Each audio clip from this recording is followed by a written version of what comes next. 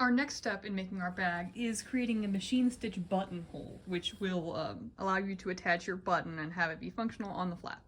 So what we're going to be doing in this video is practicing buttonholes on the specific machines you'll be using in the classroom, and then we'll also go into doing it on your actual flap. So the first part of creating any buttonhole, which is why we're over at the table and not at our machines yet, is you need to size out your button and then mark buttonhole samples on your piece of fabric. So for this process, you need your button, a ruler, a marking tool, and a scrap of your fabric. I would say a scrap of your fashion fabric, not your lining, because we're going to practice, and it'll be great for you to practice on the real fabric that you've got, so there are no surprises. You also want it to be wide enough that you can fold it over, so you've got 2 layers you're going through, because that is how many layers you'll be doing on your real button. So here is my button for my bag, and in order to begin this process, I need to figure out what size it is. So I'm going to place my button on my ruler, and I can see it's measuring at a really convenient 1 1/16 of an inch. So I take that number, and then I also need to take the width of the button, or like the thickness of the button at its greatest point, which is 3/16. So I'm going to be doing this buttonhole to be 1 1/4, because if I add them together, I get 1 4/16, which simplifies the 1 1/4. Because my button's pretty big, that makes sense. And also it's got a really thick middle part. You want to go from the thickest part of your button when you're measuring the height. So now that I know that number, I can set my button to the side for now. I don't need it right this second, but I do need my scrap fabric and my marking tool. I would recommend for this, if you've got a friction erasable pen, that is the best thing to use, followed by pencil. I'm using a silly marker because I wanted to show up on the video, and also because this is scrap fabric, so it doesn't super matter how you mark them in your scrap. What really matters is when you're doing it on the real deal, you don't want a big ugly line to linger. Okay, I'm actually gonna go this way, and what I'm going to do is I'm taking my ruler, and 1 1/4 inch is my measurement. Yours will be different because it's different for each button. So I'm just gonna mark a line that is 1 1/4, and then I'm gonna give it a top and a bottom. And this is how you mark buttonholes. You make a little eye shape, and then you can scooch over and repeat it. Shloop. And I'm gonna give myself quite a few of these little practice things. I would recommend you do at least 5, because if it goes perfectly once, that means that you did it, you nailed it one time, but doing it right repeatedly is difficult, and you want to get it perfect for real on your bag, because it's difficult, if not impossible, to redo these. I mean, it is a lot of seam ripping, and it never quite looks right. So I've got 5 little eyes marked out on my fabric to match my button, and if I lay that out, I'll be able to see, oh, my button could go through there. That's pretty cool. So now I'm going to take my scrap fabric over to my machine and get started actually putting in buttonholes.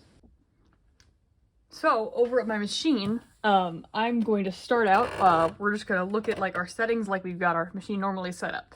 So typically when you sit down and you're sewing a straight stitch, what you want on this on the machine is for your stitch to be set to BC, your stitch length to be at 3, your needle position to be at 5, and the thing is that with buttonholes, we change a couple of those things, so this is how things start out.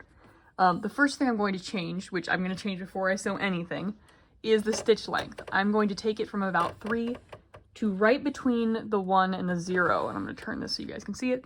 And you'll notice between the 1 and the 0, there's this little skeleton spine looking thing with a bunch of ticks, and that is a buttonhole.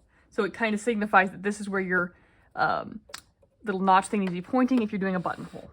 That is the only thing I'm adjusting right this second.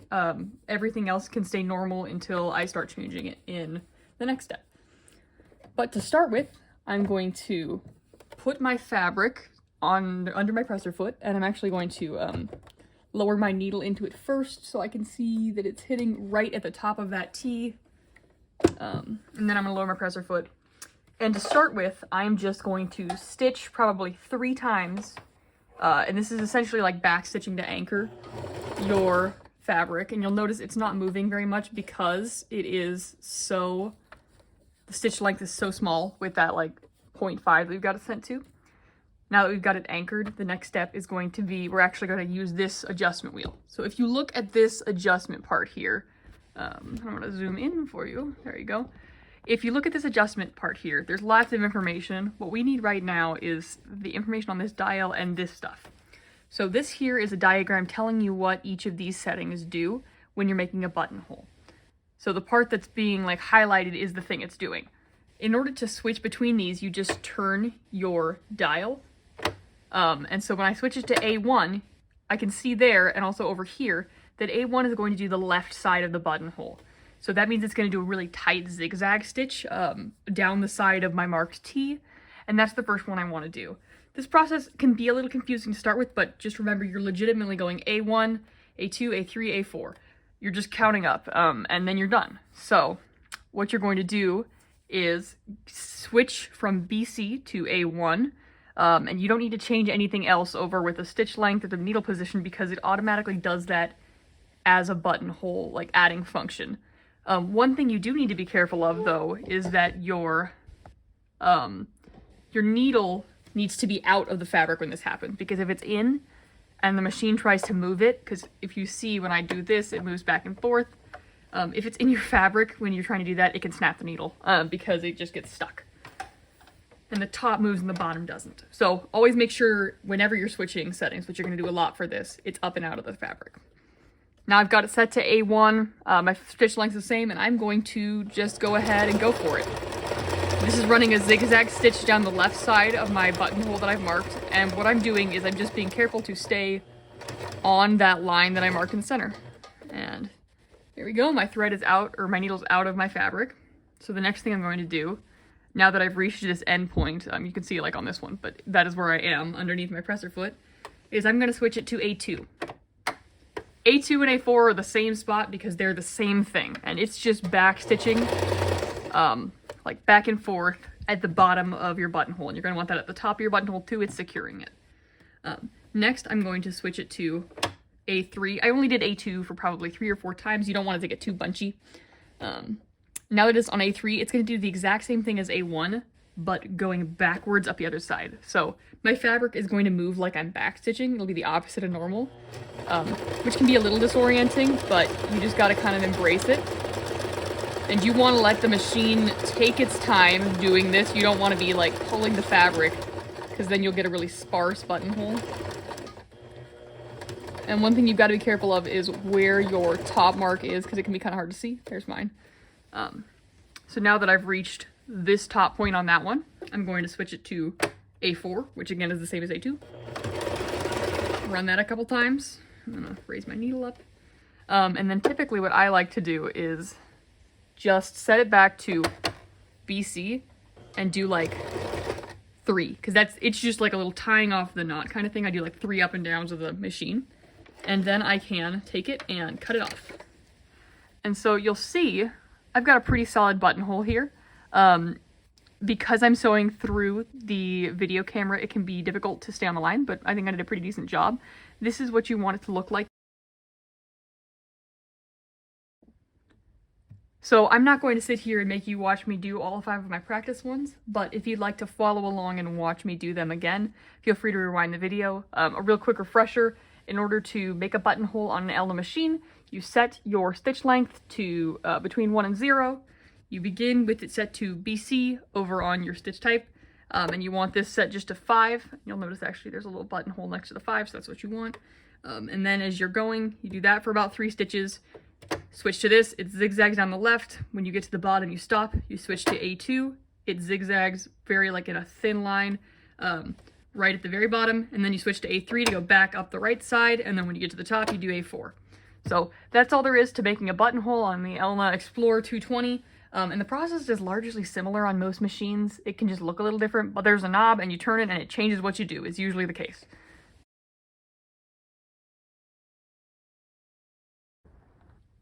Now that we've got our buttonholes placed on our fabric, which I've got 3 here, you'll have 5, it's time to practice the next part of having a buttonhole, which is you gotta open it, because right now, if you try to put a button through it, it's just gonna, you can't go through. It's just not gonna happen, you know? So in order to open up our buttonhole, what we need is a seam ripper and then 2 pins. I like T-pins for this because they're pretty thick, but you can use the regular pins too. So what I'm going to do is I'm going to take my pins and I'm going to go in and out of my fabric right at the end of where my buttonhole is. I'm gonna do that on both sides. And so what this is doing is it's reinforcing so that you don't just rip straight through the end of your buttonhole, which you don't want. This is controlling how much fabric you're going to rip with your seam ripper, which you're going to insert between your rows of stitching like this, and then you're going to gently and with control push it forward. So you're trying to tear through the fabric between the buttonhole without ripping the threads on either side, or without like shooting off into the distance and tearing something, which are all things I've seen happen. Yes, there we go. And so you want to use your seam ripper to hit as close to the edges as you can without shredding the edges. Oop, there we go. And you can also go in here with snips and cut out a little bit more of your fabric if it is getting a little tight or if it's being difficult. I'm gonna open up one more and then I will show you what I like to do next. So I'm doing the same thing. I'm putting my pins in, putting the seam ripper in, carefully ripping.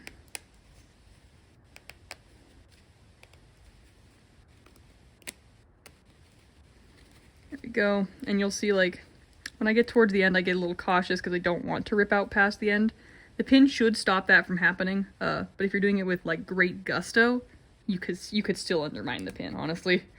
There we go. All right, so I've got a couple of my buttonholes open, and now I like to, just to be sure that it's working and doing everything good, I like to take my button and go like this, whoop, and just test and see, can it go through? And it can.